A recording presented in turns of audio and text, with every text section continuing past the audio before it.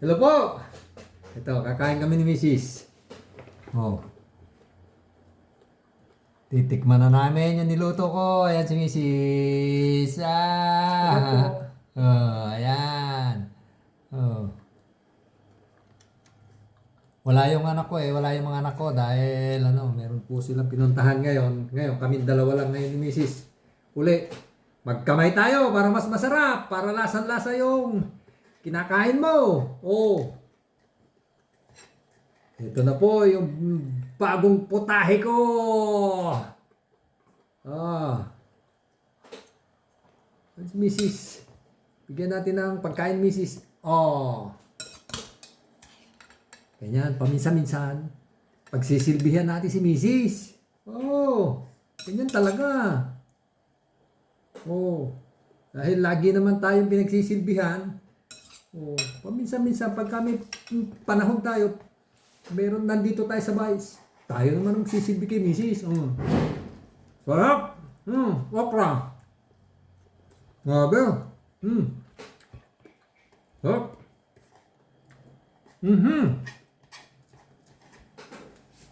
Subukan niyo to. Subukan niyo po itong lutong to. Masarap. Kalabaha. Ito na yung sinitaron ko. Kunat-kunat na. Parang sabi, parang natututo na yata ako magluto na. Pagka pinagluluto ako ni Mrs. Mula nung iwanan ako pumunta ng probinsya, kumuha ng kanyang paninda, ako laging tigapagluto.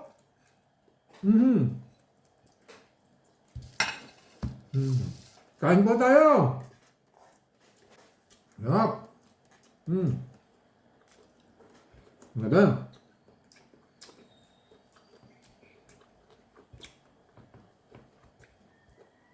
Talagang nagtataka na rin ako sa sarili ko kung bakit marunong na rin yata ako magluto. Kain po tayo. Ang sarap.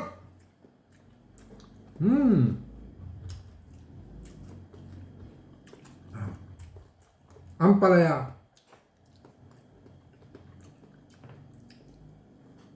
Parang hindi ang palaya. Wala namang kapait-pait.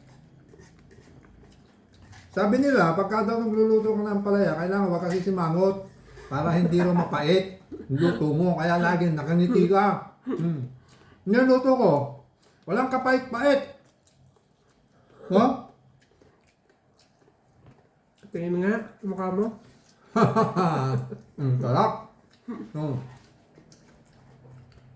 Tingnan mo. Bye-bye!